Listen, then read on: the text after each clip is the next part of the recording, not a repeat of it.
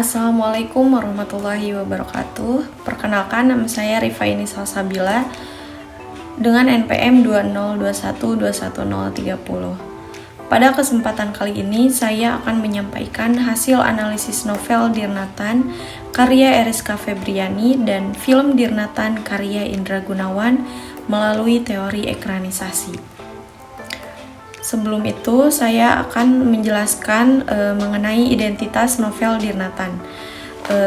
Judul Dirnatan, penulis Eriska Febriani, penerbit Best Media, tahun terbit 2016, dan jumlah halaman 520 halaman. Lalu identitas film Dirnatan, judul Dirnatan, sutradara Indra Gunawan, produser Gope T. Samtani, penulis skenario Bagus Bramanti Giareksi, tanggal rilis 23 Maret 2017 dan durasi 99 menit. Nah, setelah membaca novel dan menonton film Dirnatan, kemudian menganalisis kedua karya seni tersebut, ditemukan berupa perubahan-perubahan yang terjadi di dalam film tersebut. Nah, bentuk-bentuk perubahan yang terdapat di dalam film tersebut yaitu pemotongan ataupun penciutan, lalu penambahan, dan perubahan bervariasi.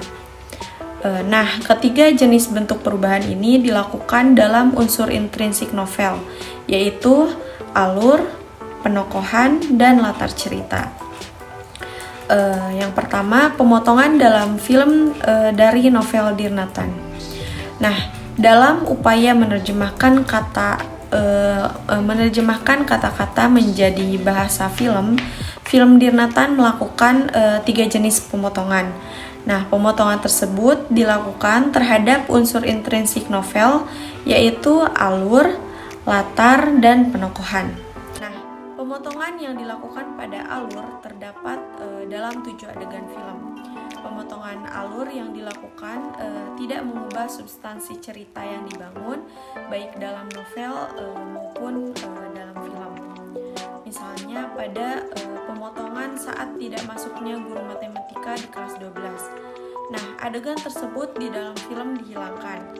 Perhatikan kutipan alur novel berikut ini. Surga bagi anak-anak SMA sebenarnya sederhana.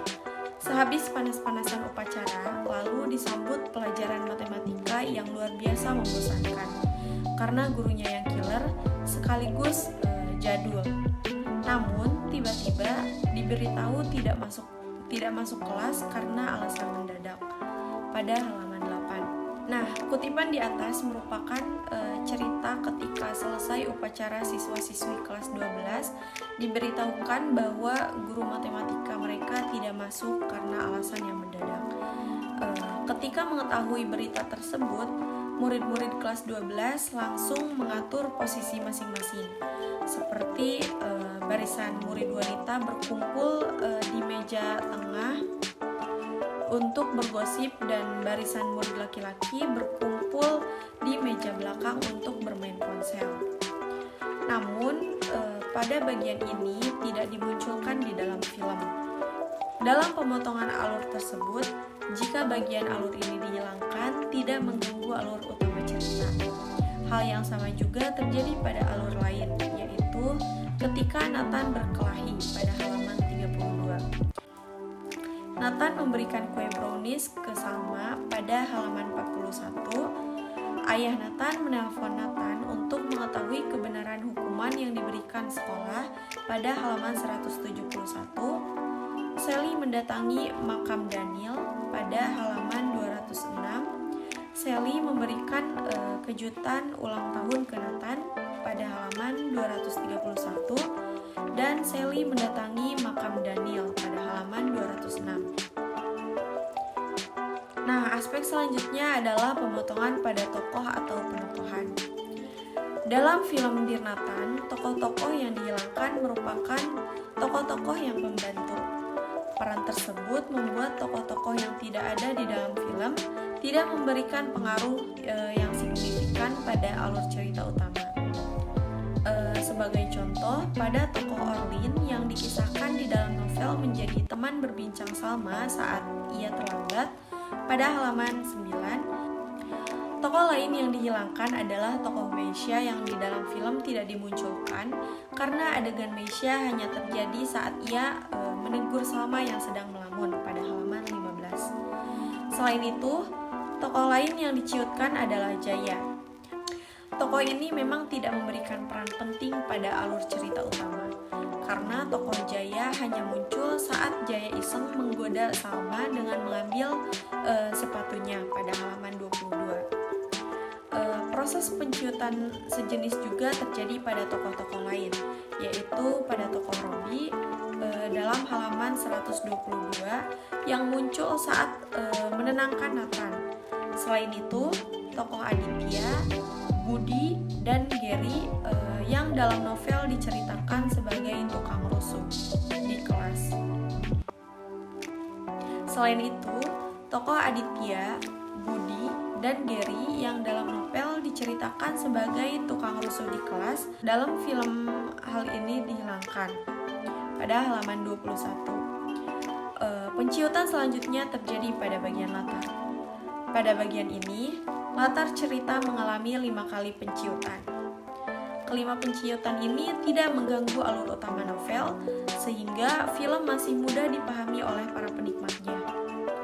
Penciutan latar pertama terjadi pada latar kelas yang di dalam film tersebut tidak disampaikan, terutama saat adegan kelas yang gaduh lantaran guru tidak masuk pada halaman 67.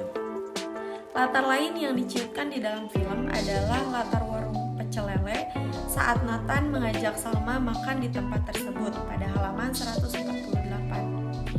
Latar berikutnya ialah Monas. Dalam film itu tidak disampaikan.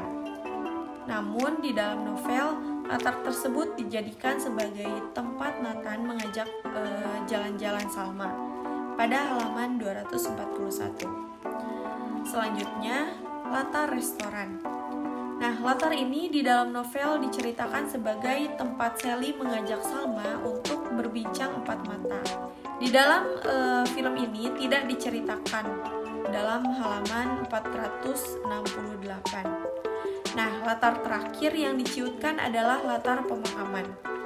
Latar ini dihilangkan di dalam film yang di dalam novel menceritakan tentang latar makan kembaran Nathan, yaitu Daniel pada halaman 206. Lalu penambahan dalam film dari novel Dear Nathan. Dalam bagian ini, penambahan-penambahan yang dilakukan di dalam film dari apa yang ada di dalam novel hanya berupa unsur intrinsik, alur, dan tokoh. Pada bagian alur terdapat 3 penambahan dan pada bagian tokoh terdapat 2 penambahan. Penambahan pertama adalah penambahan alur. Pada penambahan ini, alur ditambahkan untuk memenuhi potongan-potongan alur yang telah dilakukan agar alur dalam film tetap dinamis. Penambahan tersebut ditandai dengan 3 adegan tambahan yang tidak ada di dalam novel. Adegan pertama adalah saat Salma terburu-buru mencari angkutan umum untuk mengantarkannya sampai di sekolah. Di dalam film sangat dijelaskan perjalanan Salma dari mulai mencari angkutan umum, membantu bapak-bapak tunanetra yang ingin menyeberang, dan memberikan tempat duduk kepada ibu-ibu di angkutan umum. Hingga akhirnya Salma sampai di sekolah. Cerita ini mengalami penambahan alur cerita karena cerita yang awalnya tidak terdapat di dalam novel kemudian ditambahkan di dalam film. Hal yang sama juga terjadi pada saat Nathan mengenalkan Salma pada neneknya. Dalam film, adegan tersebut ditambah dengan kehadiran sang ayah dengan istri barunya yang hamil. Penambahan alur yang terakhir terjadi pada adegan Salma melihat Nathan di bengkel.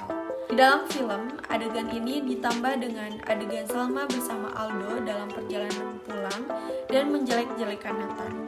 Hal itu membuat Salma marah dan turun dari angkot untuk kemudian naik lagi ke angkot lainnya. Dalam perjalanan sendiri itulah ia melihat Nathan. Penambahan kedua terjadi pada tokoh. Dalam film Dear Nathan, selain menciutkan tokoh, sutradara juga menambahkan tokoh dalam filmnya. Terdapat 2 tokoh yang ditambahkan di dalam film setelah menciutkan 7 tokoh. 2 tokoh tambahan tersebut adalah 2 tokoh laki-laki tanpa nama atau anonim. Penambahan tokoh ini terjadi pada saat 2 tokoh ini ingin menculik Salma yang kemudian digagalkan oleh Nathan. Sekian yang dapat saya sampaikan. Mohon maaf apabila ada kesalahan. Wassalamualaikum warahmatullahi wabarakatuh.